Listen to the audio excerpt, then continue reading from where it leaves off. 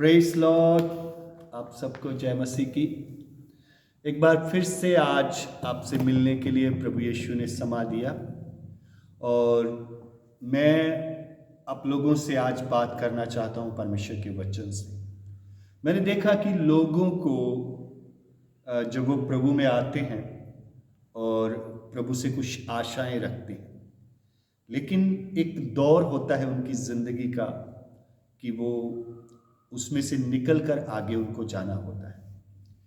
तो इस समय जब उनका मुश्किल वक्त होता है, वो किस प्रकार प्रभु से पा सकते हैं, तो किस प्रकार परमेश्वर से भेंट कर सकते हैं। तो सबसे पहले मैं आपको परमेश्वर के वचन से बताऊंगा कि दाऊद की लाइफ के जीवन से हम ले लेंगे कि दाऊद भजन संहिता 40 में कहता है कि मैं धीरज से मेरे पास बाइबल है, मैं आपके लिए बाइबल पढ़ देता हूँ। मैं धीरज से यहोवा की बाट चाहता रहा और उसने मेरी ओर झुककर मेरी दुहाई को सुना। आपके लाइफ में एक वेट करने का समय होता है। आपको एक टाइम में वेट करनी होती है परमेश्वर के सामने, और उस वेट को आपको इस प्रकार करना होता है कि आपको परमेश्वर से प्रेयर करनी होती है, आपको रुके रहना होता है, इवन आपको बने रहना होता है उसमें। और दाऊद की लाइफ में आप देख सकते हैं कि परमेश्वर ने उसे किंग बनने के लिए बुलाया, लेकिन उसको उसके लिए वेट करनी पड़ी। उसको काफ़ी मुश्किलों से निकल कर आगे आना पड़ा। इस दौरान दाऊद कह सकता था कि मेरे काम नहीं बन रहे और मुझे जल्दी से जल्दी बस मैं या कोई और रास्ता अपनाऊं या मैं कोई और वे बनाऊं, तो वो जा सकता था। लेकिन दाऊद अपने भजनों में लिखता है कि वो धीरज से प्रभु की वेट करता रहा और परमेश्वर ने उसको उत्तर दिया। मैं और भी आपको बताऊंगा। देखिए, हम रूत की पुस्तक में देखते हैं, न्यायों के बाद हम देखते हैं कि रूत की पुस्तक एक आती है। तो उस रूत की पुस्तक में भी हम बहुत एक अच्छी सी बातें सीखते हैं। मैं आपके लिए पढ़ दूं थोड़ा सा। जिन दिनों में, रूत की पुस्तक उसका पहला अध्याय उसके 1 पद से लेकर 4 पद तक पढ़ूंगा मैं, ठीक है। जिन दिनों में न्यायी लोग न्याय करते थे, उन दिनों में देश में अकाल पड़ा। तब यहूदा के बैतलहम का एक पुरुष अपनी स्त्री और दोनों पुत्रों को संग लेकर मोआब के देश में परदेशी होकर रहने के लिए चला। उस पुरुष का नाम एलीमेलक और उसकी पत्नी का नाम नयोमी और उसके 2 बेटों के नाम महलोन और किलियोन थे। ये एप्रतापी थे, अर्थात यहूदा के बैतलहम के रहने वाले थे। ध्यान रखें, ये यहूदा के बैतलहम के रहने वाले थे। वे मोआब के देश में आकर वहां रहे और नयोमी का पति एलीमेलक मर गया और नयोमी और उसके दोनों पुत्र रह गए, और उन्होंने एक एक मोआबिन स्त्री ब्याह कर लिया। एक का नाम ओरपा और दूसरी का नाम रूत था। फिर वे वहां कोई 10 वर्ष रहे। जब महलोन और किलियोन दोनों मर गए, तब नयोमी अपने दोनों पुत्रों और पति से रहित हो गई। मैं आपको बताना चाहता हूं कि ये नयोमी है, और नयोमी का पति और उसको दोनों बच्चे बैतलहम में रहते थे, जो प्रभु का नगर है, जहां से यीशु मसीह पैदा हुआ, जिस नगर को परमेश्वर ने दाऊद को दिया था, जिसको ब्लेसिंग का नगर कहते हैं। एक टाइम आया कि वहाँ एक बुरा वक्त आया, एक बुरा टाइम आया, लेकिन उस बुरे टाइम में ये लोग वहाँ टिक नहीं पाए। इन्होंने सोचा कि हम लोग यहाँ से निकले, क्योंकि यहाँ से निकल कर हम कहीं और जाकर अपना जो सब कामकाज करेंगे, बिजनेस करेंगे, मोआब देश में चलेंगे।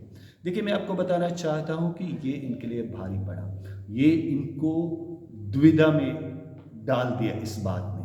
उस नगर को छोड़ देना, बैतलहम को छोड़ देना, इनके लिए बहुत भारी पड़ा। इनको वेट करनी चाहिए थी, इनको वहीं रहना चाहिए था। आपको पता है, इनको फिर वहीं आना पड़ा, फिर बैतलहम में ही आकर ये बढ़े। याद रखना मेरी बात को, फिर से वापस वहीं आना पड़ा, फिर से बैतलहम में ही आना पड़ा। आज आप किसी भी चीज को लेकर प्रभु से दूर चले जाते हैं, आपको फिर उसके पास आना पड़ेगा। इससे भला आप वेट करें। दाऊद कहता ना, मैं धीरज से प्रभु की वेट करता रहा और उसने मेरी ओर झुक कर मुझे आंसर किया। नियोमी को, जब नियोमी अपने पति से रहित होगी, अपने बच्चों से रहित होगी, कहाँ, किस कारण? दूर जाने के कारण। और वहाँ उसने, जब वो दूर गई किस लिए थी? कि वो आशीषवान हो जाएगी, ब्लेसिंग वाली हो जाएगी। लेकिन वो ब्लेसिंग की बजाय उसके घर में मृत्यु आ गई और उसका पति भी मर गया और उसके दोनों बच्चे भी मर गए। फिर उसे वापिस बैतलहम आना पड़ा। फिर से उनकी परमेश्वर ने सुधि ली, उनको वापिस आना पड़ा और फिर से उनके जीवन में बहार आई। मैं आपको बताना चाहता हूँ, मैं आपके लिए एक और एग्जाम्पल देना चाहता हूँ। लूका का सुसमाचार आप मेरे साथ निकालें और मैं आपको वहाँ भी कुछ समझाना चाहता हूँ कि आप अगर भागते हैं, आप दूर भागते हैं, या आप कहते हैं कि ये कार्य हुआ नहीं है, या मैं इसको कैसे समझूं, और आप जल्दबाजी में दूर भाग जाते हैं, तो मैं आपको यहाँ पर बताना चाहता हूँ। लूका का सुसमाचार उसका 2 अध्याय उसके 41 वचन से मैं आपके लिए कुछ पढ़ना चाहता हूँ। ध्यान से सुनिए। उसके माता पिता प्रति वर्ष फसह के पर्व में यरूशलेम जाया करते थे। जब यीशु 12 वर्ष का हुआ तो वे पर्व की रीति के अनुसार यरूशलेम को गए। जब वे उन दिनों को पूरा करके लौट गए तो बालक यीशु यरूशलेम में रह गया और यह उसके माता पिता नहीं जानते थे। वे यह समझ कर कि वह अन्य जातियों के साथ होगा, एक दिन का पड़ाव निकल गए और उसे अपने कुटुंबियों और जान पहचान वालों में ढूंढने लगे। पर जब नहीं मिला तो ढूंढते ढूंढते यरूशलेम को फिर लौट गए और 3 दिन के बाद उन्होंने उसे मंदिर में उपदेशकों के बीच में बैठे और उनकी सुनते और उनसे प्रश्न करते पाया। देखिए, हर वर्ष लोग अपने पर्व के लिए यरूशलेम जाते थे, तो यीशु मसीह के माता पिता भी यरूशलेम गए और यीशु वहीं रह गया और ये लोग 3 दिन तक के सफ़र को इन्होंने कर दिया, पूरा कर दिया, आगे चले गए। आपको पता, इनको वापस लौटना पड़ा फिर से, क्योंकि यीशु यरूशलेम रह गया था। यीशु कहाँ रह गया था? ये यीशु को यरूशलेम में ही छोड़ चुके थे, आगे निकल गए और उसे ढूंढते ढूंढते ढूंढते ढूंढते ढूंढते वापस आना पड़ा।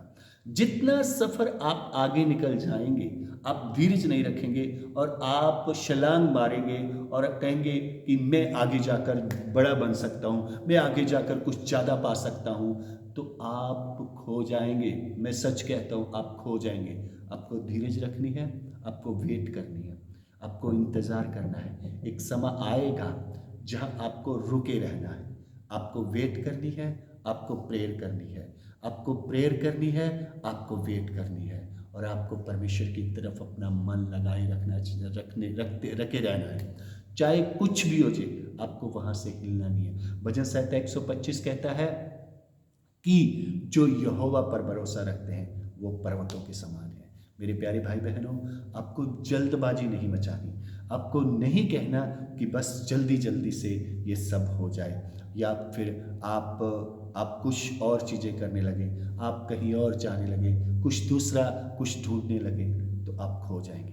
वन डे आपको कम आना पड़ेगा, फिर से वापस आना पड़ेगा और फिर से आपको नई शुरुआत करनी पड़ेगी प्रभु के साथ, यीशु मसीह के साथ। सो प्लीज़ आप वेट करें और धीरज रखें, प्रेयर करें, प्रभु में बने रहें। मैं आपके लिए प्रार्थना करूंगा। प्यारे प्रभु, इन सबों के लिए मैं प्रेयर करता हूँ। परमेश्वर आप इन्हें ब्लेस करें, आप इनके धीरज को बढ़ाएं और ये प्रभु आप में वेट करनी सीखें और प्रभु आप में बढ़ जाएं। मेरे परमेश्वर, मैं इनके धीरज को बढ़ाता हूँ मसीह यीशु के नाम से। मेरे परमेश्वर, अपने बेटे बेटियों को हिम्मत दे कि वो और तुझ में आगे बढ़ जाएं। मेरे परमेश्वर ने वेट करना सीखा और प्रभु ने बढ़ना सीखा। इनके हौसले को बुलंद कर ये साहस के साथ आगे बढ़े। मसीह यीशु के नाम से मांगते हैं, आमीन। जय मसीह की।